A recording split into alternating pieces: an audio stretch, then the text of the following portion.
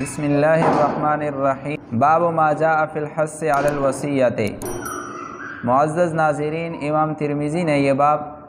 وصیت کے بارے میں باندھا ہے۔ وصیت کرنا یہ بھی شریعت کا بہت اہم باب ہے۔ اس کے ذریعے سے لوگوں کے حقوق محفوظ ہوتے ہیں۔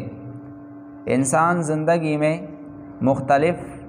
معاملات سر انجام دیتا ہے، جس کی وجہ سے انسان کے ذمے کے کوئی حقوق آ جاتے ہیں، اور بعض حقوق کی ادائیگی انسان کے ذمے واجب ہوتی ہے۔ اگر انسان دنیا سے اس کی ادائیگی کے بغیر چلا جائے تو اس کی معافی تلافی کا معاملہ مشکل ہو جاتا ہے، اور اگر اس نے وصیت نہیں کی ہوگی یا نہیں لکھی ہوگی تو بس اوقات پیچھے اس کے اوپر بہت پیچیدہ مسائل بن جاتے ہیں اور جھگڑے فسادات پیدا ہوتے ہیں۔ آدمی آتا ہے، مطالبہ کرتا ہے میرے یہ حق تھا، ورثہ مانتے نہیں ہے، تو اس وجہ سے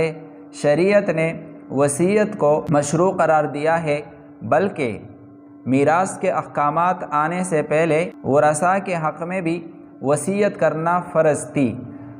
جب میراث کے احکامات آ گئے تو ورثاء کے حق میں وصیت کرنا یہ تو منسوخ ہو گیا، لیکن بعض حقوق کے حق میں انسان کے اوپر اب بھی وصیت کرنا یا اپنے پاس لکھ لینا یہ واجب رہتا ہے۔ تو زندگی چونکہ ایک غبارہ ہے، اس کا کوئی پتہ نہیں چلتا کہ کب یہ غبارہ پٹ جائے اور انسان کی زندگی ختم ہو جائے۔ اس وجہ سے شریعت نے یہ تاکید کی ہے، جب کسی آدمی کے اوپر کوئی ایسا حق ہو جس کے بارے میں وصیت کرنا ضروری ہو،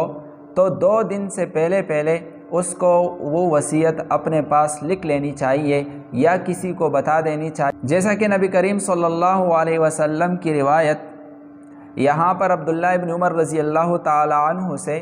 امام ترمذی نے نقل کی ہے کہ عن ابن عمر رضی اللہ تعالی عنہما ان رسول اللہ صلی اللہ علیہ وسلم قال ما حق امرئ مسلم یبیت لیلتین وله شیء یوصی فیہ الا ووصیتہ مکتوبۃ عندہ، کہ کسی مسلمان آدمی کے لیے یہ مناسب نہیں، اس کے شایان شان نہیں کہ اس کے اوپر 2 راتیں گزرے اس حال میں کہ کسی چیز کے بارے میں اس کے اوپر وصیت کرنا ضروری ہو، مگر یہ کہ وہ وصیت اس کے پاس لکھ لینی چاہیے۔ تو شریعت نے اتنی تاکید دی ہے کہ 2 دن گزرنے سے پہلے انسان کو وصیت لکھ لینی چاہیے۔ تھوڑی سی تاخیر کی شریعت نے اختیار دے دی ہے، کیونکہ بس اوقات فوراً لکھنا انسان کے لیے مشکل ہو جاتا ہے، تو شریعت نے 2 دن سے زیادہ تاخیر بھی اس میں جائز قرار نہیں دی ہے۔ تو اس سے آپ اندازہ لگا سکتے ہو کہ یہ وصیت کا باب کتنا اہم باب ہے، جس سے آج کل معاشرے میں بہت غفلت ہے۔ ہمارے ذمے 100 حقوق ہوتے ہیں، نہ ہم نے کسی کو بتائے ہوتے ہیں کہ بھائی فلاں کا میرے اوپر یہ حق ہے یا میرا فلاں کے اوپر یہ حق ہے، اور نہ ہم نے اس کو لکھا ہوتا ہے، اور اسی حال میں انسان دنیا سے چلا جاتا ہے۔ مسلمان کی جان اس کے قرض میں پھنسی رہتی ہے یہاں تک کہ وہ اس کے طرف سے ادا نہ کیا جائے۔ ابھی بات یہ رہتی ہے کہ کہاں پر مسلمان کے لیے وصیت کرنا جائز ہے اور کہاں پر جائز نہیں ہے۔ تو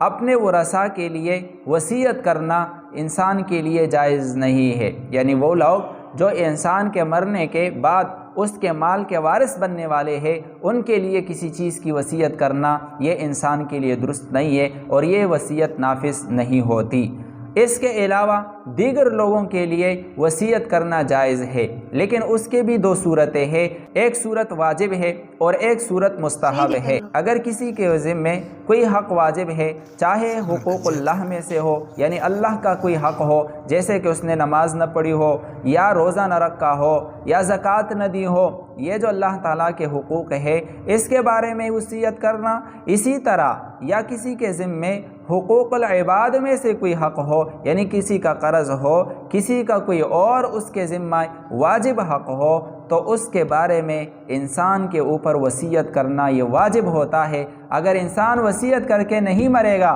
تو گناہگار مرے گا۔ اس وجہ سے ایسے معاملات کو اپنے پاس لکھ لینا یا کسی کو اس کی وصیت کر دینا یہ ضروری ہوتا ہے، تاکہ یہ گناہ انسان کے ذمے نہ رہے۔ اور اگر